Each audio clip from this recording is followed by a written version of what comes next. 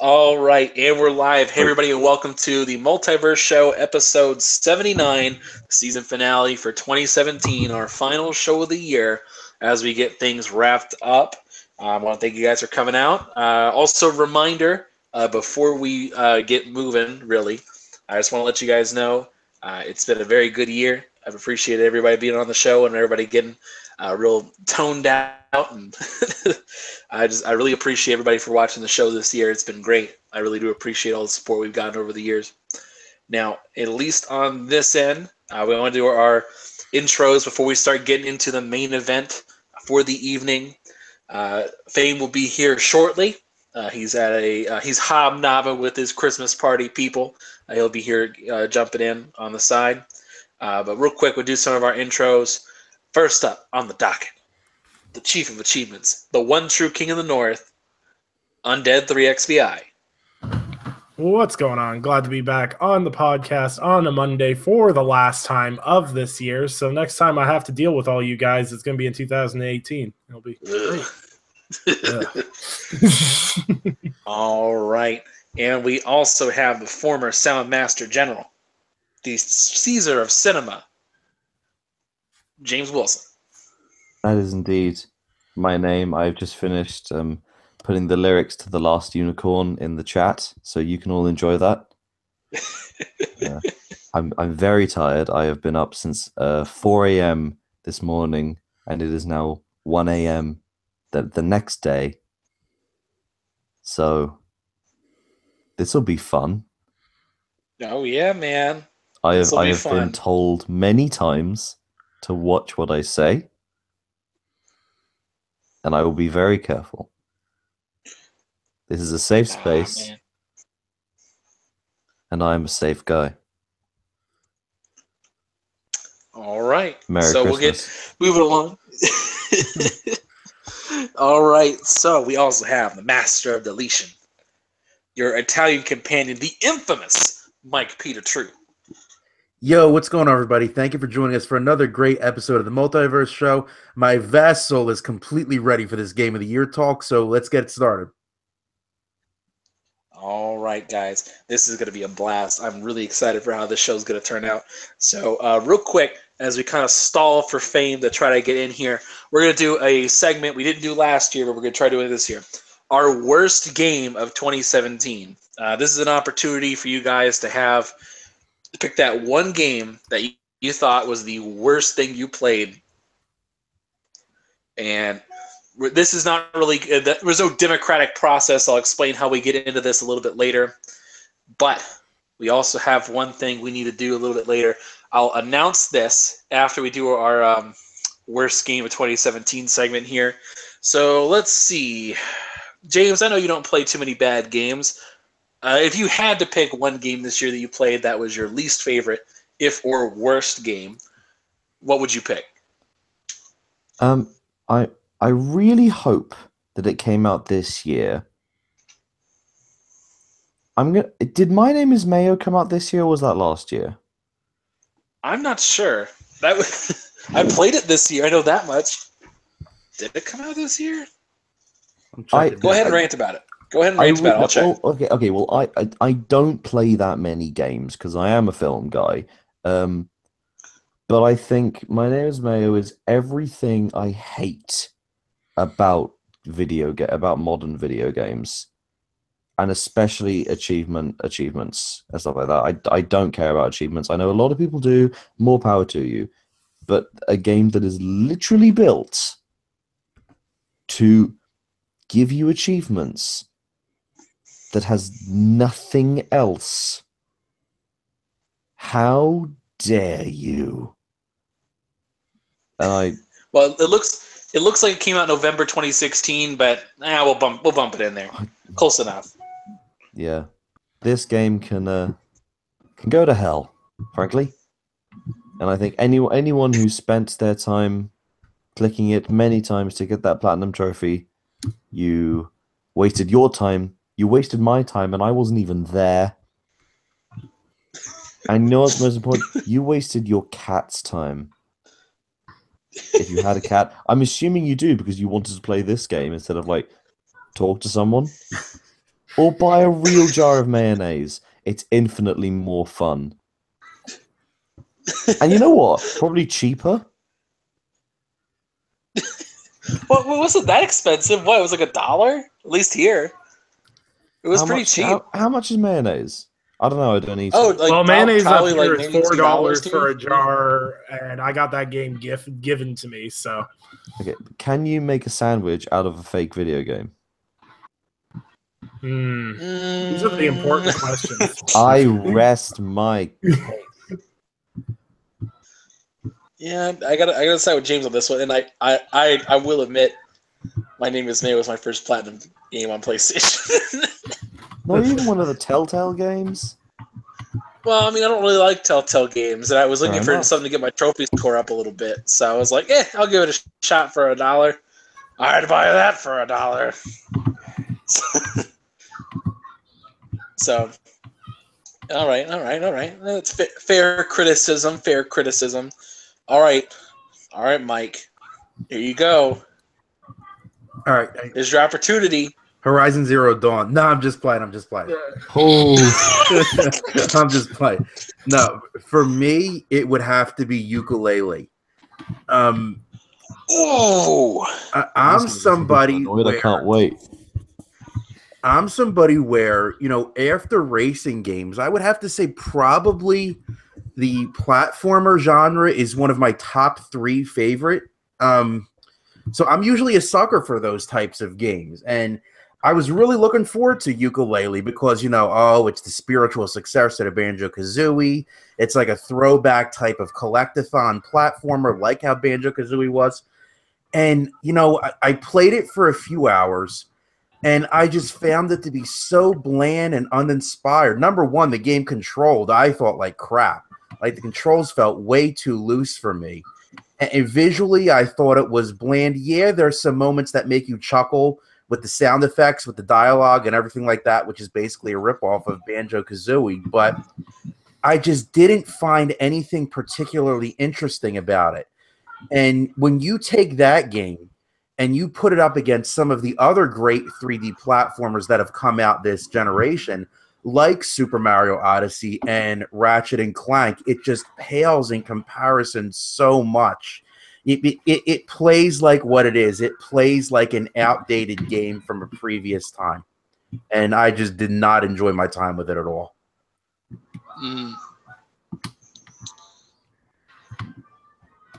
All right. So yeah, that's pretty solid. I'll give it that.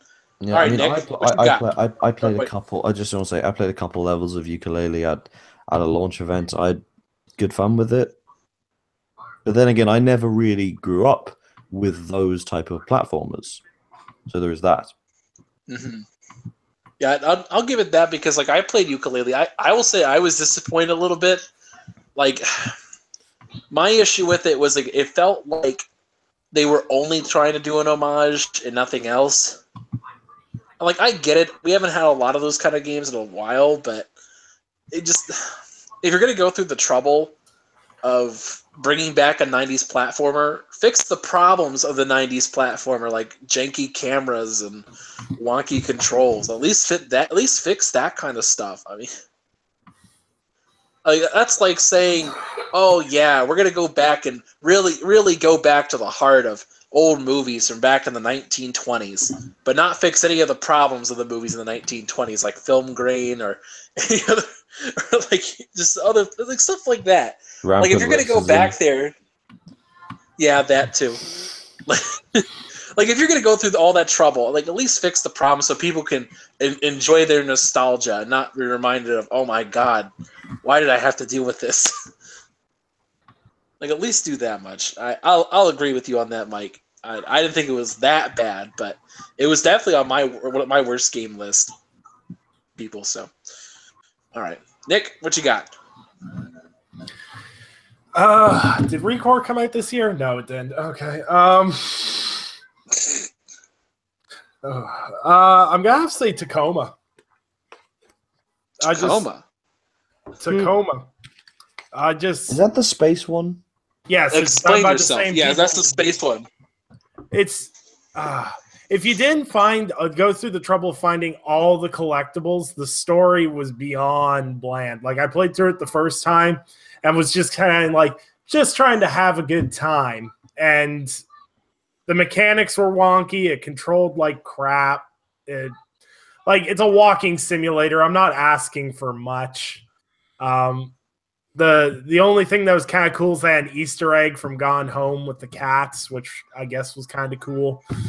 But I'm not surprised that, the people that made Gone Home bored me to death with another game. The only reason I'm kind of salty about it is I paid full price for it. So, because I was really hyped for it. It was an Xbox exclusive. I wanted to support it. I thought, I hadn't played Gone Home at that point, so I was like, oh, I'll give this a shot, and if I like this, I'll play Gone Home. So I played Tacoma, and I was like, no, and then I played Gone Home, and it was an even bigger no. But yeah, it was definitely one of my most disappointing games because it was nothing. If you look back at the trailers they showed for it, it did not deliver on anything that they said it would. And it just kind of left me sad. It just kind of left me kind of empty. And maybe it's because I just come off playing What Remains of Edith Finch. My standards for a walking sim there's your problem there. Higher. But it just makes me realize how boring and drab the walking simulator genre really can be. And that's my worst game I played this year. Voodoo Vince Remastered is up there, but to remaster, so can't really comment on that. Yeah, see, I thought Tacoma was decent. It was a lot better than Gone Home. I thought it was a lot better than Gone Home, which is one of the worst games I've ever played. But I thought it was decent. But I definitely get where you're coming from with it. Mm-hmm. Very quickly, I've just remembered a game that I actually did play this year that I didn't really like that much. That wasn't the Prey. Well, that's been episode 79 of the Multiverse show. Genuinely, and I'm well aware that I'm in the minority for this. You actually arenn't, though. There's a lot of people that dislike Prey. I thought Prey was boring, really uninteresting, apart from after that first bit. The point I didn't finish it. I was so bored, and I returned it and got my money back, which I never do. That is a thing that never happens. Yeah. I've only asked for a refund one time, and it was for the Friday the 13th game. It was broken all weekend. Doesn't it work now? And apparently what? Apparently it works, like 6 months later. But like the issue was it's an always online game that didn't have a single player component just yet. But then on top of that, they had they basically required, because Xbox has something called Looking for Group, where it's basically a secondary matchmaking system, but you physically invite people to a match, and it would basically you find different people you wanted to play with. It was like any game that seriously advertises that as your only way of matchmaking is flawed. And the fact they did this for months. My Xbox was littered with Looking for Group posts. Looking for people to play Friday the 13th.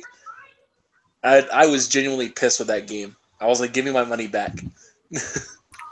I was so mad. I didn't mean to play it. That's why it's not on my list. And not just that, but apparently the game was buggy as hell and launched in May, when literally you could have launched on Friday the 13th in October and have a polished game. Yeah, but it was a wasted opportunity. The problem with that is you didn't want to be the guys that released a game like a week before Mario Odyssey came out. No, that would be 2 weeks actually. 2 weeks. That would have been 2 weeks. 2 weeks. But yeah. But it was a small enough game, and the Friday the 13th name as a franchise would have sold it so much more. But I felt like they rushed that game out to make a quick buck. But that's just me. So, but anyway, my game of 2016 I thought was garbage, admittedly garbage, Drawn to Death. There's a reason why that game launched free to play for PlayStation Plus owners, because that game was so bad, and it pissed me off because the one thing I think we learned this generation, or this year in particular, is that all the old school developers from last year, or from last generation rather, who got all high and mighty on how good they used to be, are gone. And they learned a lesson that your name is not that important. Cliff Blazinski learned that lesson for Lawbreakers, that no matter how good you are, or how good you were, you can't sell a game off your name. The only person who can do that is Kojima. And David Jaffe, like, he's been bonkers on Twitter, all over the place. And I didn't really like that as it was, but I didn't judge the game based on that. Just the game's bonkers. He was attacking reviewers if they said his game was bad. I think Neil Druckmann, if he broke away from Naughty Dog, could sell a game on his name.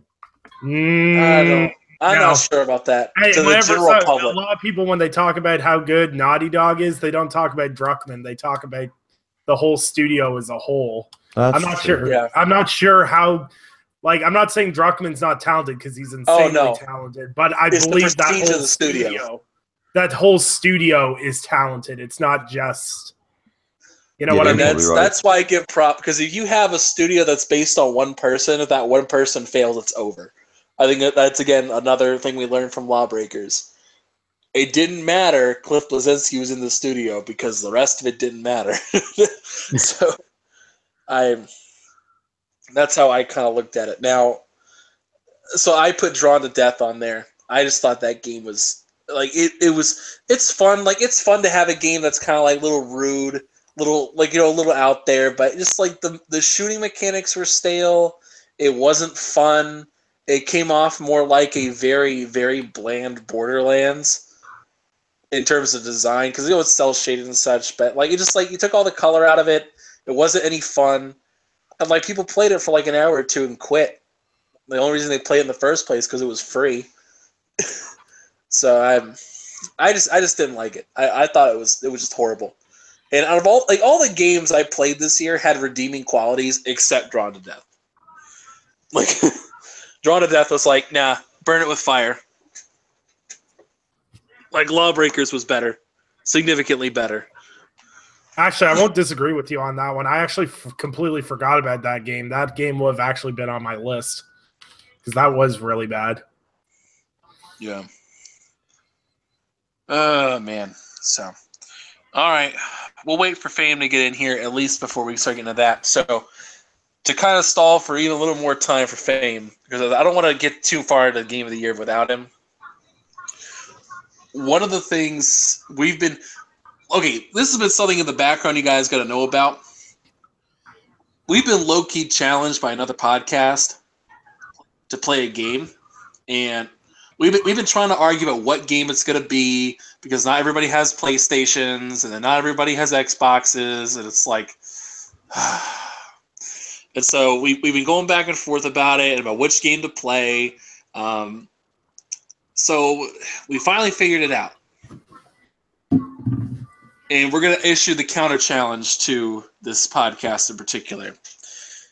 So over the break, the Multiverse show wishes to formally challenge the Iron Lords podcast to a bout of Rainbow Six Siege. We officially challenge thee. There he is. There's Fame. Yo. Awesome, dude. Oh, man. Real quick, I gotta say before, we officially challenged the Iron Lords podcast to Rainbow Six Siege. That's a dub. And our stand-in for James, who won't be able to play Siege on Xbox currently with us, will be the Morganism, as he is our stand-in. And we officially challenge you. We'll set up a time, we'll set up a date, we'll stream it for the group to watch. It's gonna be fire. It's gonna be dope. That's a dub. But real quick, we gotta do the intro for Fame. We gotta do it. The Titan of Texas, the voice of the people, Fame Entertainment. How are you doing, man? Man, what's going on, people? My apologies for being late. Work has we had our Christmas party today, so I went and had a little fun. We had a murder mystery dinner, which was pretty freaking fantastic. It's my first time doing that, so my apologies for being late. But thank you guys for coming to episode 79 of the Multiverse show. Much appreciated, and yeah, man, I'm ready to finally catch up. And if Anchor has told you already, Double XP and Multiverse have come together for a giveaway. You can win that sweet Sea of Thieves controller and a physical copy of the game. Mm-hmm. All right, I haven't told anybody about that yet, but yeah, I'm glad you brought that up. I almost forgot. All this stuff we got to cover, man. All this stuff. But yeah, man, I'll put that in the link after the show, so you guys can go and click on the article, so you guys find out how to win. It's gonna be dope. So. Also, Fame, while we were waiting for you, we're doing our worst game of 2017. What was the worst game you played this year that came out this year? You know, that's hard for me because I spend so much time like looking into games before I buy it. And oh man, that's tough. Didn't you buy Technomancer? That didn't come out this year though. But here's the thing with Technomancer. That was 2015. The concept of Technomancer was amazing. It was just pulled off horribly. It was just, but the concept of it was amazing. It was just they just didn't pull it off. But the concept was pretty freaking dope. Gameplay looked dope. It just when you actually played, it was like, oh, okay, this is terrible. I don't know, man. As far as worst game I played this year, I don't really have any bad games this year. This is actually a pretty good year for me, at least. I didn't actually go out and on a big gaming spending spree. I played a lot of my backlog this year, except for like maybe the last 6 months. I've actually been out buying new games. Except for Horizon Zero Dawn, I bought that early in the year. But as far as bad games, man, I can't really name one, honestly. Truth be told. It's not so much what was a bad game, but out of all the things you played, what was the worst out of it? You're the least good in this case. We said that came out this year? Yeah, it came out this year. Oh man, let's see. You know, circle back to me, bro. Circle back to me. Oh, we already did it. We already did. Man. y'all did it already? Yeah. So what we came up with was Nick said Tacoma, Mike said ukulele, James said Prey, and I said Drawn to Death. Drawn to Death was pretty bad. I almost said Prey, but I haven't finished it to give it that. Hey, this was a terrible game. Yeah, I didn't even finish it. All right. So the worst game I played this year was Watch Dogs 2, but they didn't come out this year. But that was by far the worst game I played this year. All right, we'll put it in there as a tentative. If it comes up to you a little later in the discussion, just let us know. And we'll update that. So, all right. So we're gonna get into some of the actual part of the show.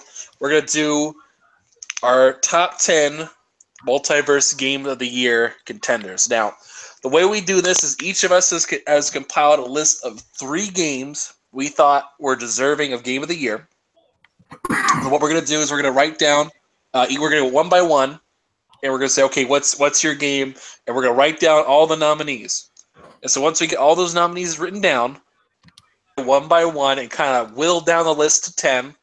Then after we whittle down the list to 10, we're going to go one by one and rank them in order. We'll start with 10 and move up to 1, showing what is the Multiverse Game of the Year. So, first on the docket, let's Nick, you've been kind of quiet. What are your 3 games? And you're allowed to have one honorable mention if need be. So, go ahead, man. What you got? I'm going to throw a couple here. I'm going to put Wolfenstein 2 as an honorable mention. I haven't finished it yet, and that's why it's going to fall in the honorable mention. Currently, where it sits with me, it's like a 9 out of 10 right now. So I feel like it'd be shameful if I didn't at least mention the game.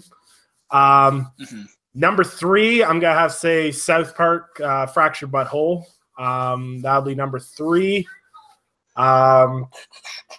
Number 2, I'm going to have to say Hellblade. And number 1, where did my list go? I had a list. Where did it go? My actually biggest problem I had with coming up with a list was finding games that I played this year that actually came out this year. Because as a lot of people know, I've been catching up on a lot of the older games here. So actually, I'm gonna say What Remains of Edith Finch will have to take my number 1 spot. So South Park, Hellblade, Edith Finch, and Wolfenstein 2 for an honorable mention. All right. Got that list there. All right, let's do James. What are your top 3 games of this year? I'm gonna open with an honorable mention for Horizon Zero Dawn. Mostly because of how outspoken I was about it before it came out. And I remember how just completely wrong I was. And I'm very ready to admit that it's a very, very good game, and I'm having a great time playing it at the moment. Again, much like Nick, I'm not finished with it, and that's why it's an honorable mention. Number 3 for me is The Legend of Zelda: Breath of the Wild.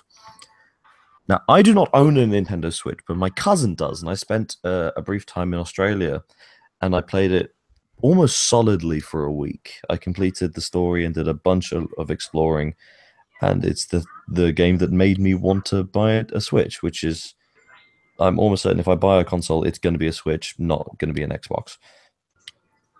The gameplay in that game is king. It's so king, and everything is detailed to such a brilliant aspect. It's such a joy to play and to find a little mechanic that isn't explicitly told to you. It's just so rewarding to play. Number 2, and for a long time this was my number 1 until a few months ago, and that's Resident Evil 7. I had never played a Resi game before this. I had seen them played, and I had played briefly the original, but one of the HD remasters. I was not expecting to fall for this game the way that I did. There are going to be people that say that the last third of the game is a bit of a letdown and a bit too actiony. But it's nice. It's a really nice catharsis to be, you're stuck in that house for 2/3 of that game, just trying to not cry, and then you're given a machine gun as a reward for doing that. Similar to Bloodborne, the way that the game is designed is so perfectly done. After one playthrough, I've memorized the entire map of that house. And of course, in a Resi game, the music is top-notch and the atmosphere is outstanding.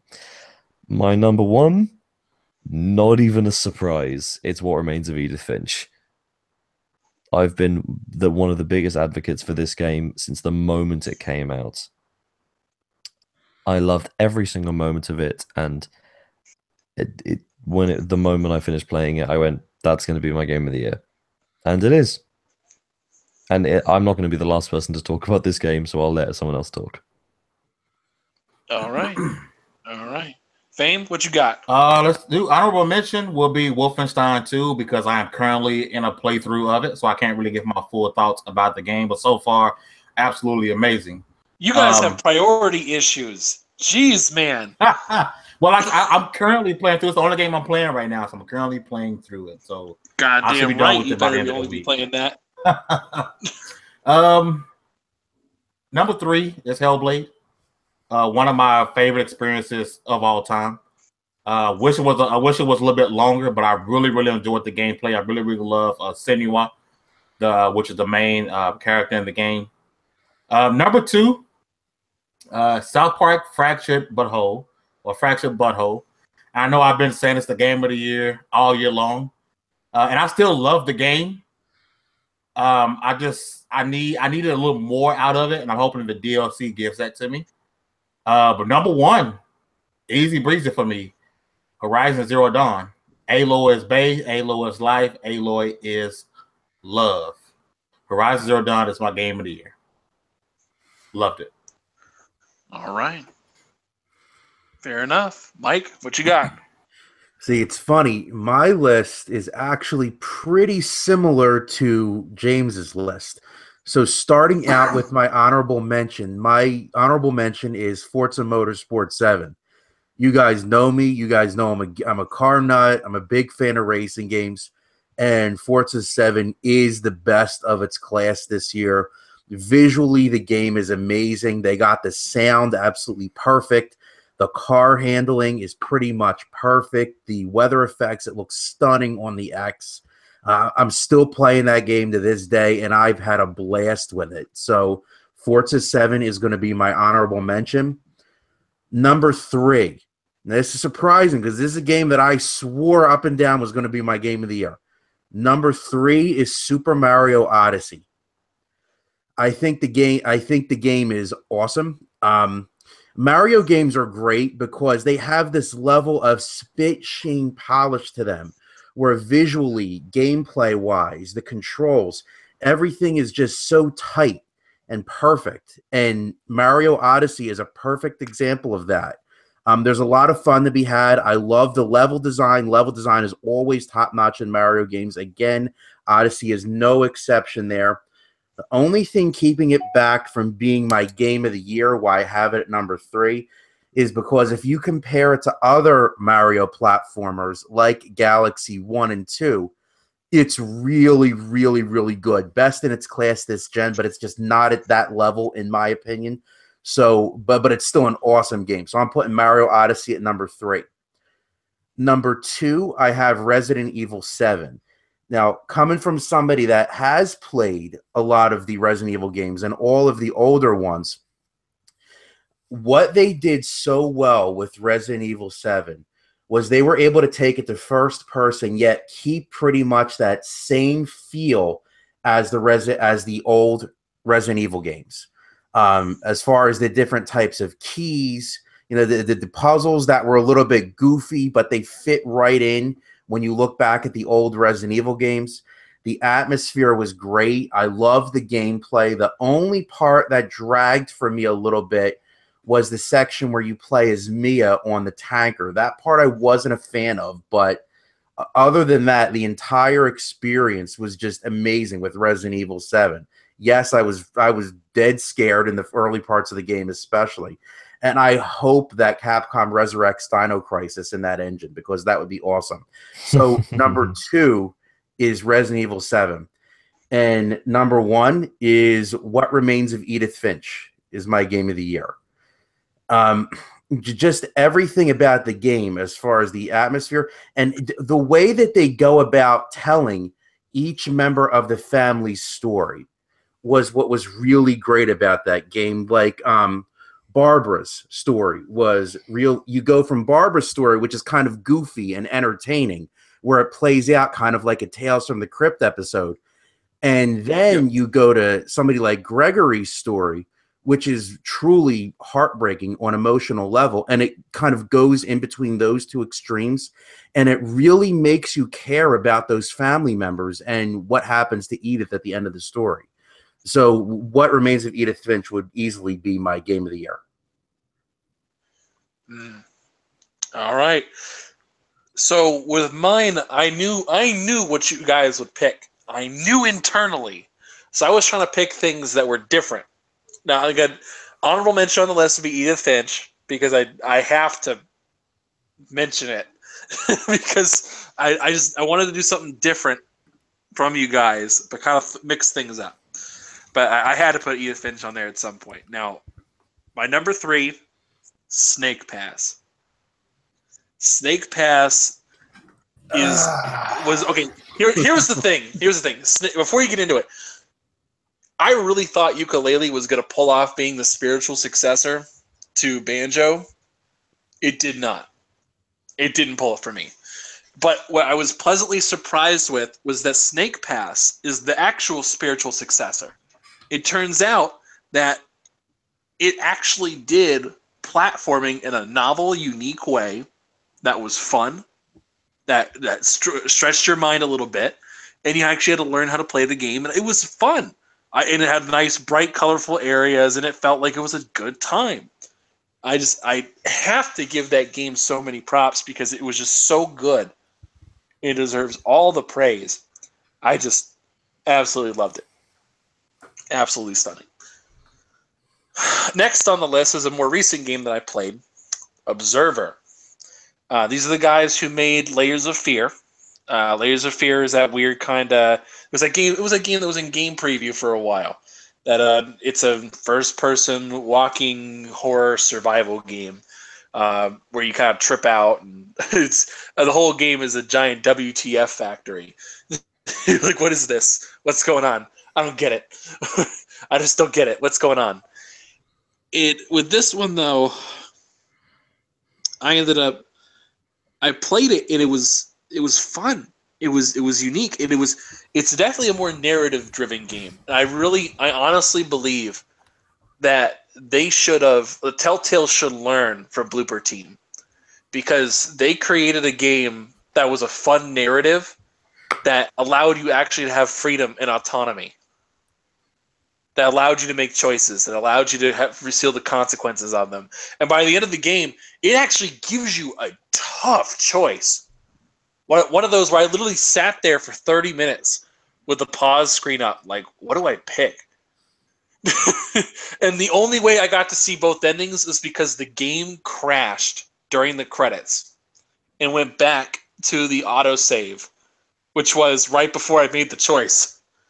So I got to see both and get the achievements for completing it twice because of that.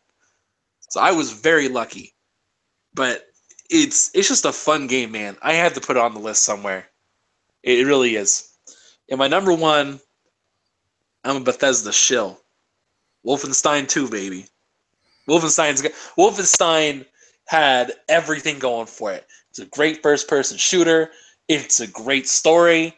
It added more depth and range to each character, and after each mission, the WTF factor just keeps going up.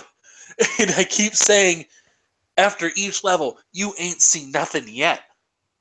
It just gets crazier and crazier after each one, and just when you think they've jumped the shark, they can't go anymore, they keep going. They have the audacity to continue. So I had to put Wolfenstein 2 on the list for me. So, all right. Actually, oddly enough, we actually have 10 nominees and we don't have to do runoffs. So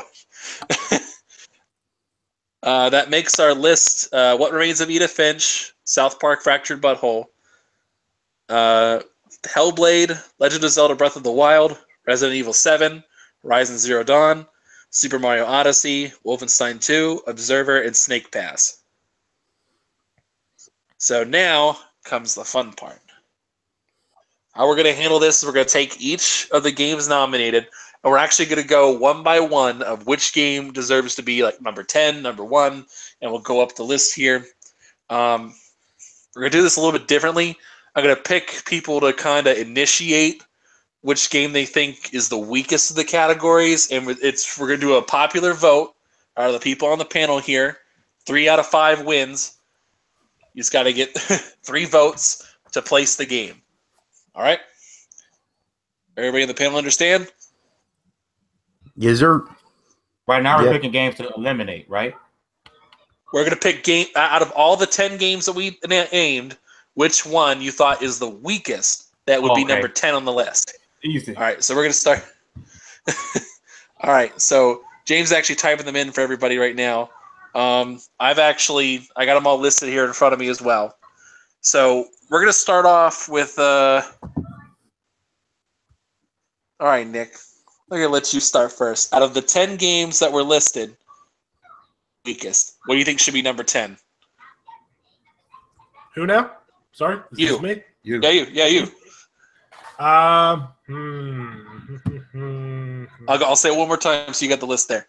It's Edith Finch, South Park, Hellblade, Breath of the Wild, Resident Evil 7, Horizon Zero Dawn, Super Mario Odyssey, Wolfenstein 2, Observer, and Snake Pass.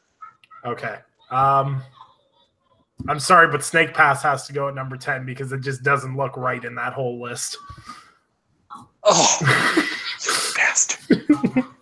You hurt me. Anyone else second that? Pain. Yes, no? Yeah. God.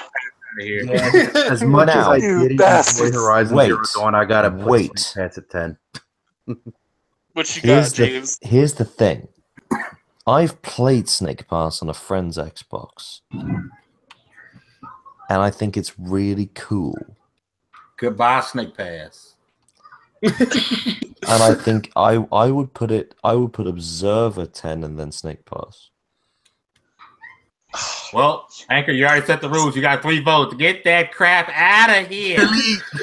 Delete it. It's like getting rid of my own children. But I want to be on the record that I did not put it at 10. James wants it on the record that he's a nice guy to Anchor, basically. Because he knows who I'm gunning for.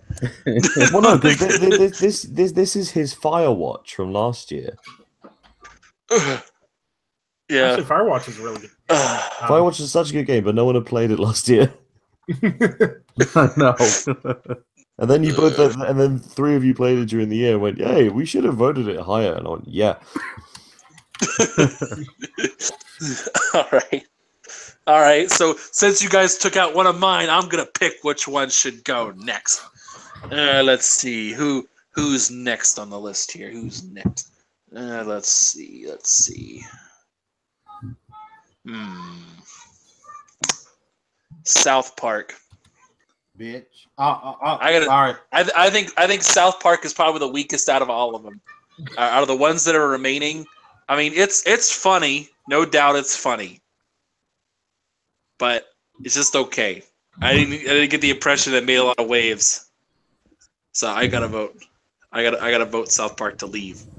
Anybody second me? Anybody here? Out of all of those, I think I will agree with you. We got 2. We need 1 more. Who's ready to get South Park Mike, out of here? To God. Not me. Not me. The thing is, because I don't enjoy the TV show, and therefore I don't enjoy the game.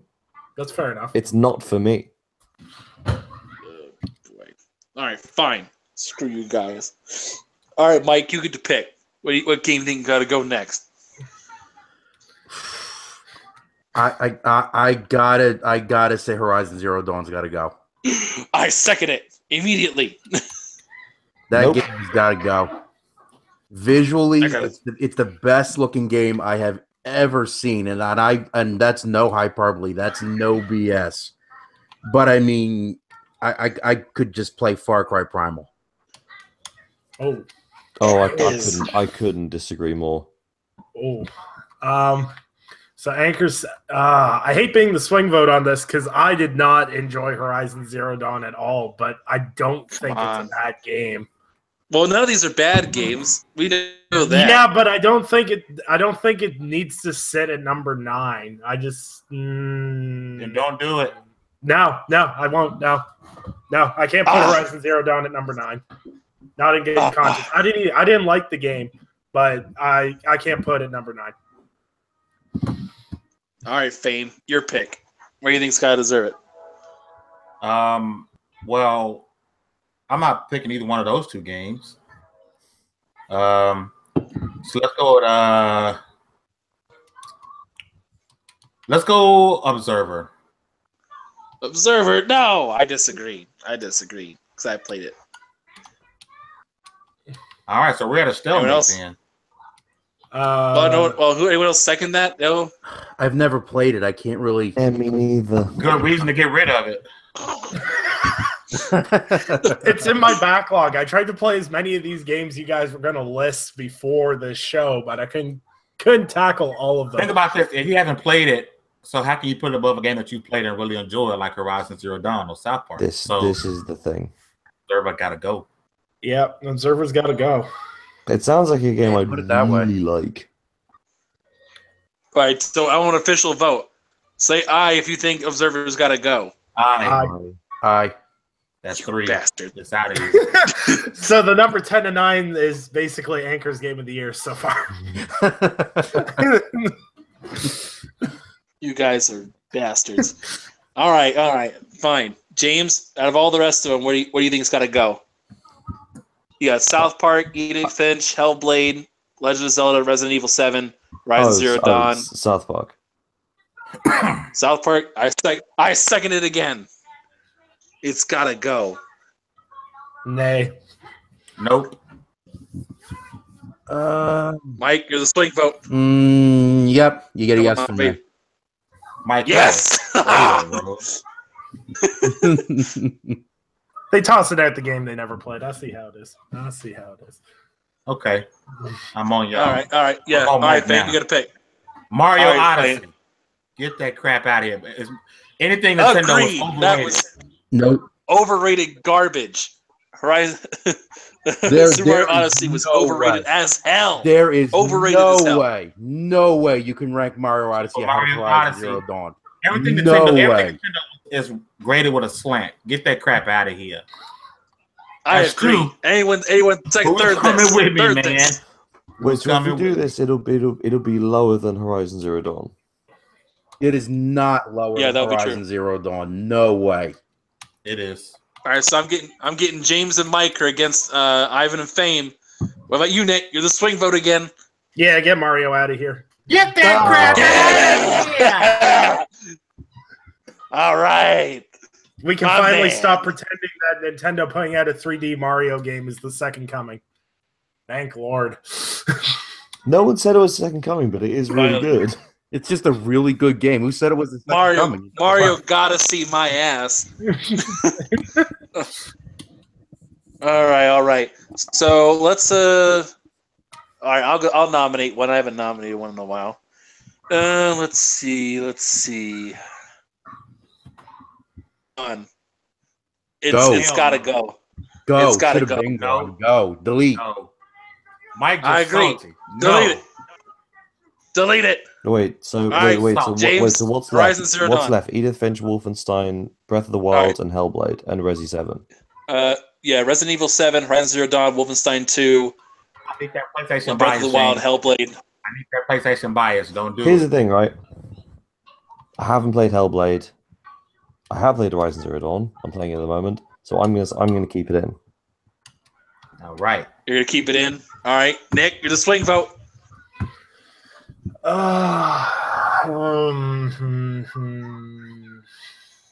gonna say no. My guy. That's why I love Canada. You bastard. I'm gonna take. All right, Nick. Oh, you go ahead, James. Yeah, go ahead. What you got? Wolfenstein. Woo! No. Second. No. Second. No. That is a hard no. I will end this podcast if you vote yes. I swear to God. I'm voting no as well.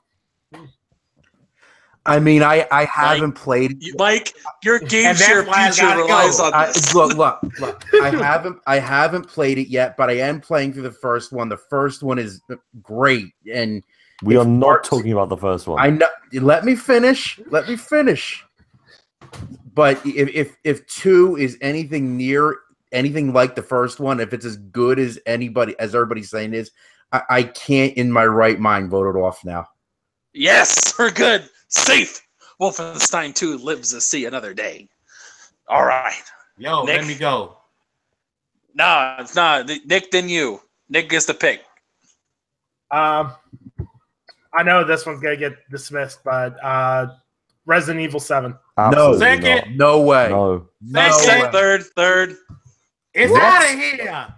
It's out of here. Haven't played it.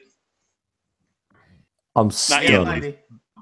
I got it installed. I haven't done it yet. It's out of here. So wait. What does that put that at? That's 6. Resident Evil 7's number 6. Oh my God. You people have highly questionable taste in this. You took out my Observer and State Pass, you son of a. You will learn. Wait. All right, Hold on. I gotta pick really fast and I'll go on mute. Because I gotta go on mute for a second. Yeah. Breath of the Wild. Breath of the Wild, I second that. No. Third. It's amazing. Third. Yep. Wait, defend yourself before I type it in there, James. Defend yourself.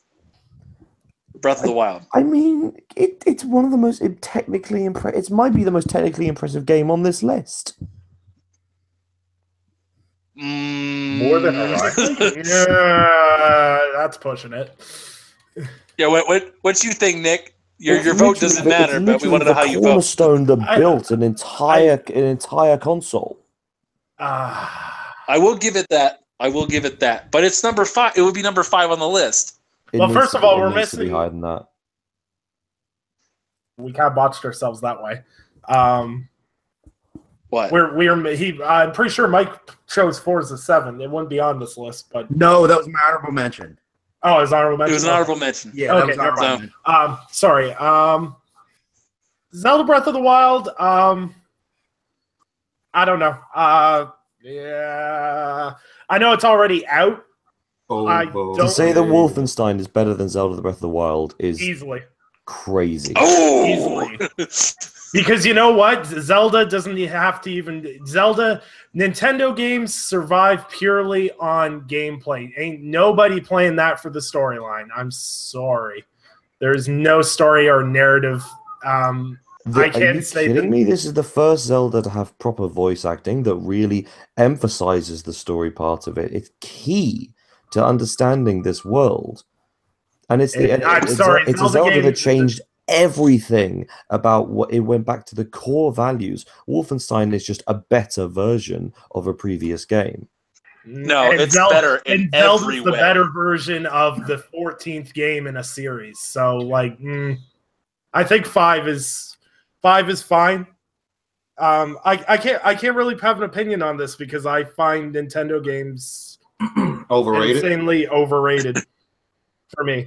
I think they were really good back when I was a kid, but if you ask the media, all Nintendo games are perfect in every way, and that's just not the case.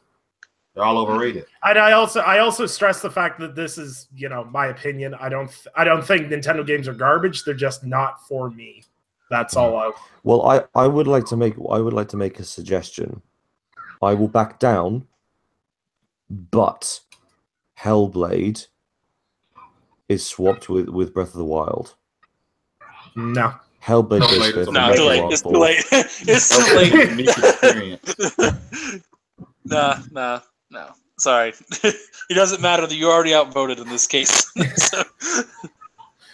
Wait a minute, so what would you I tried, guys. All right, so I think it's amazing that out of 5 of us, only one person put Breath of the Wild in their 3 favorite games.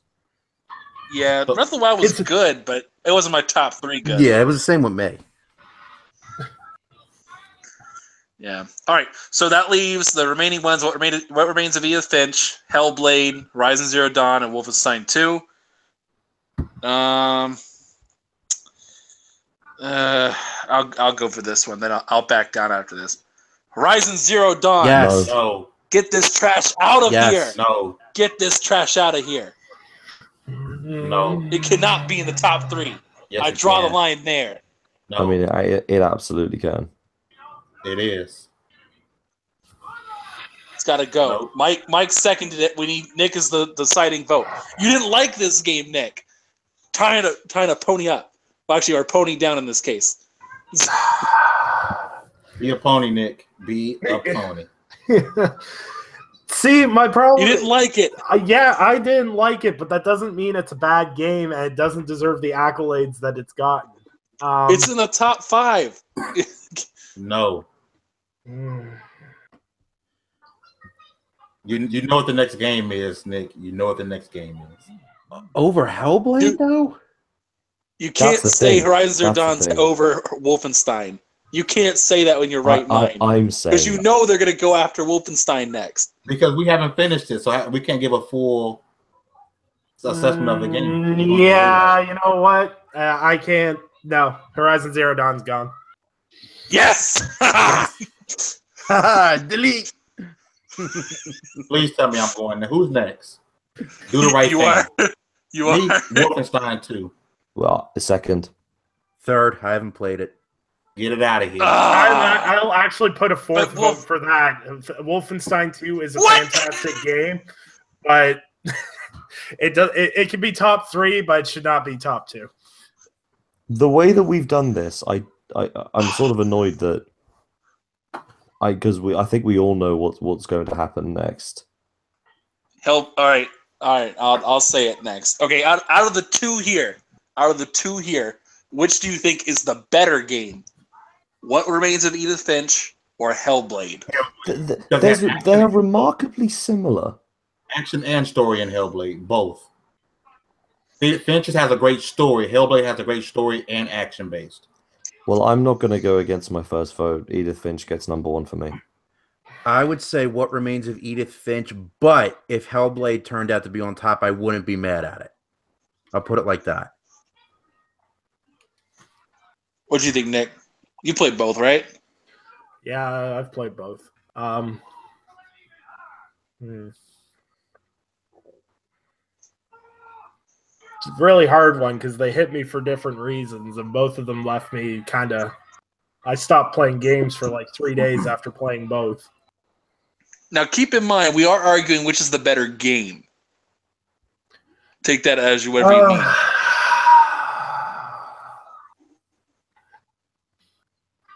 What Remains of Edith Finch has a slightly better story, but Hellblade has gameplay that backs up the story. So I'm honestly gonna say Hellblade. Good choice. You're a good guy. You're smart. This is a tough one now. That leaves me as a tiebreaker. So, recapping, we got Mike and Nick. No. We got Mike and James are What Remains of Edith Finch. Yep. And Nick and Fame as Hellblade. Now, I will preface this by saying... Do the right thing. I will preface this by saying I have not played Hellblade. Oh my God. Well then. Now, on the other hand, don't do it. Edith Finch is also a really, really well done narrative. And a walking sim. It is a walking sim, but at the same time it does something with the narrative. Yeah, but by that logic, I would go Wolfenstein is just an FPS. If you played Hellblade, it's not just an FPS. It's not just a Wolfenstein. Because the narrative story in Hellblade is amazing.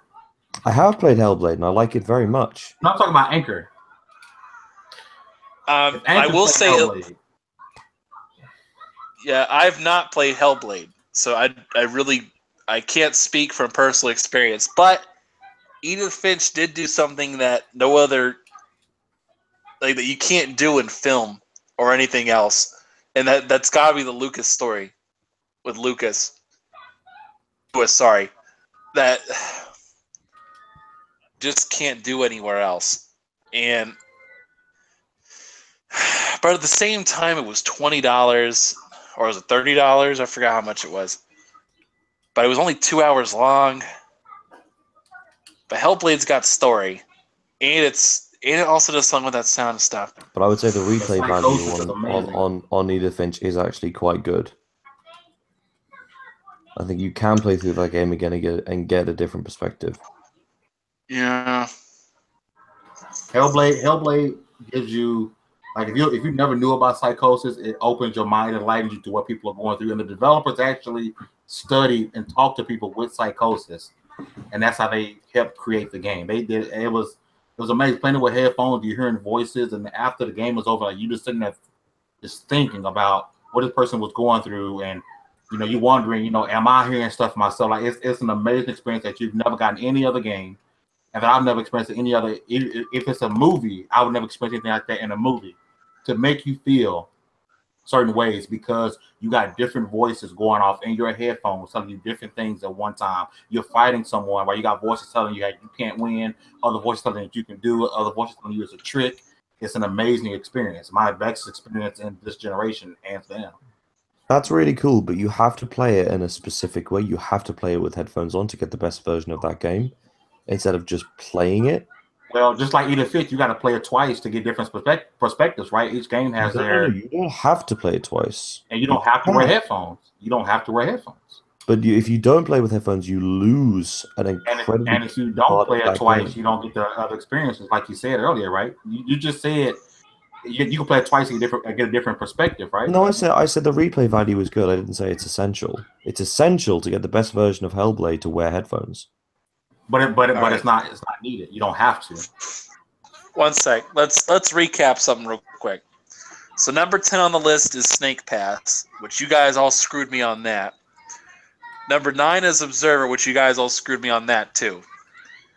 Number 8 is South Park. 7 is Mario Odyssey. Which I got screwed. 6 is Resident Evil 7. I mean, come on, guys. 5 is Legend of Zelda Breath of the Wild. Seriously. 4 is Horizon Zero Dawn. Is Wolfenstein 2. And in something unprecedented, never before in Multiverse history, No, you're not. I'm going to vote that my game of the year is going to be Hellblade. My God. Beautiful. I've not played the game, but because of all the stuff that associated with it, I gotta give it over Edith Finch, simply because with Edith Finch, that was one of the best narratives I ever played. It justified the existence of the walking simulator genre. It justified it for me, and it was great. The Hellblade, they just did a lot of stuff, and on the outside looking in, and with all the stuff surrounding it, and I gotta apologize to Ian Dallas for this, but I gotta go Hellblade on this. Friend of the show. I know. With that being said, Anchor, you have to play this game before the year is over. Yeah, I do. You have to now, and you have to stream it. Yeah. I'll stream it. I just gotta get a copy of it now. I'm not mad at that at all, honestly, because like Fame was saying, like the developers took on such a tough subject matter as far as mental illness and psychoses that Fame was talking about. And the fact that they were able to use our medium of video games to present that in a unique way, I think they deserve a lot of credit for that. So I'm not mad at all with that. All right. It's interesting though that our game of the year, all our game of the year lists, like the top 3 came down to narrative and story based. Though that's interesting. Yeah. As opposed to last year where we gave it to Overwatch. Was it like the fourth loss for Uncharted that year? The only thing that could have made this better is if we had done this show next week, and I could have honestly have put PUBG on my list just to piss people off. That's the only thing that could have made this better. Yeah. All right. I think it was fun. I think we did pretty good.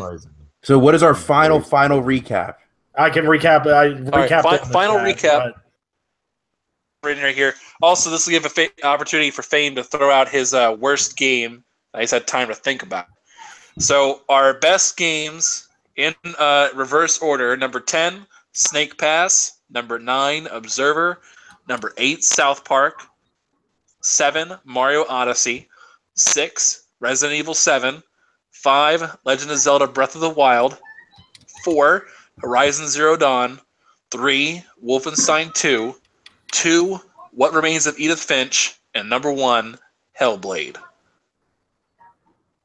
And our worst games are Tacoma, Yooka-Laylee, Prey, and Drawn to Death, and whatever Fame comes up with.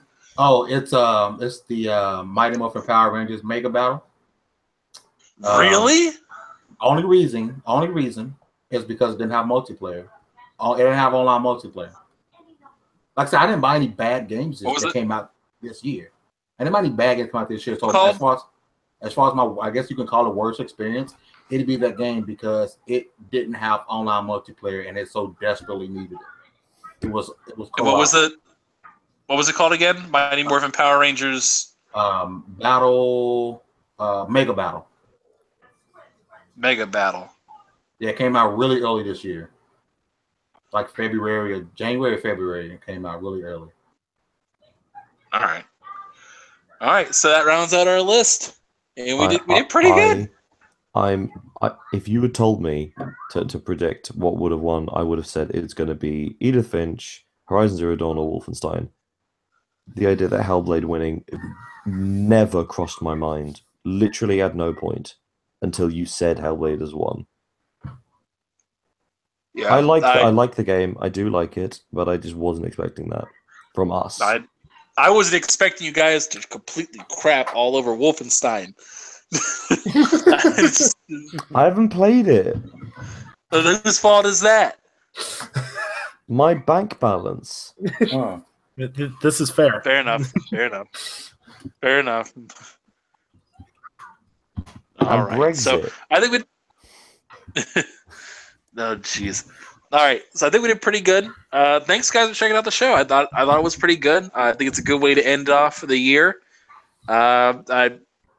Anybody else who actually does a Game of the Year show like this, I think it's fun. You don't know. Everybody on the panel did not know what was going to come out number one. This is true. Did not know. And that's what makes the game so fun. I love doing this every year with you guys. And somehow, the developers of Snake Pass are celebrating the fact that they've made a top 10 of the year list for the first time ever. You know, next year Metro's going on top of the list, though, right? You know that, right? Oh God, yeah, I know. Metro's going to get nominated. Detroit. Thank you. Yeah, definitely. We'll see. Wait, should we do that? What do we think will be in the top 3 next year? Top 3 next year? Yeah. Oh, briefly. Okay. We all nominate one game that we think will make in the top 3. Gotcha. Metro Exodus. God of War. Oh, Fame already said God of War. Then Detroit. Knowing you guys and the world, I'm going to say Red Dead. I'm playing the odds. Yeah, you're not playing the right odds because I'm going God of War too. There's a game I am more hyped for than God of War. All right, so God of War is clearly number 1 right here. Then Red Dead, then Metro Exodus. Okay, fair enough. But who knows? It could be another walking sim comes out and steals our hearts. Who knows? Steals our hearts. Hey, Giant Sparrow is working on a game. They said after the finish Edith Finch, they were working on another game. So I think he just said that's a teaser. I hope to God he didn't, because honestly, I've been betting money, hoping to myself that they release another one. Yeah. All right. So we're gonna wrap things up here. Wait, get out of here. I want to float an idea live. Sure. Go ahead. Star Wars comes out in a couple days. Do we want to come back next week and do a little Star Wars chat at like half hour? I'm good. Star Wars overrated. Nah, I'm good. Oh, jeez. Yeah, I'm against that too. I'm probably not going to be able to see it next week. I'm strapped for cash, so I probably won't have a chance to watch it. Just imagine me playing The Sound of Silence while this happens. I see. I'm in the unpopular opinion that there hasn't been a good Star Wars film since 1978. So let's move on. What, a year after Star Wars came out? Yep. I don't like anyone except for the original Star Wars film. That's literally the only one I enjoy. So fair enough. Jeez. Not even Empire, though? Yeah, they're okay. I'm not getting into this. They're okay films. We'll talk about this later, but jeez. All right, guys. So, by the way, we got PUBG early. We're going to be playing right after the show. So, and to that, I say, screw you all. And to that, I say, I mean, have fun, but I don't care. All right, guys. Also, by the way, before I forget, this is going to be a bit of an exclusive thing for those on the YouTube channel. Community Game Awards. I'll be doing that this time next week. It won't be very long, but it will be a quick thing. It's not a multiverse function, but it is happening. Find out who out of your favorite community people won an award for various categories. Remember, be here next week. We'll get that rolling on that front. Again, thank you guys for coming out. We'll also be doing the Iron Lords Challenge over the break, so keep an eye out for that as well. And thank you guys for showing up. I appreciate it. Multiverse Show, the greatest show on Mondays, and these are your Multiverse bros. Undead 3XVI. Thanks for coming out. Mike P. The Truth.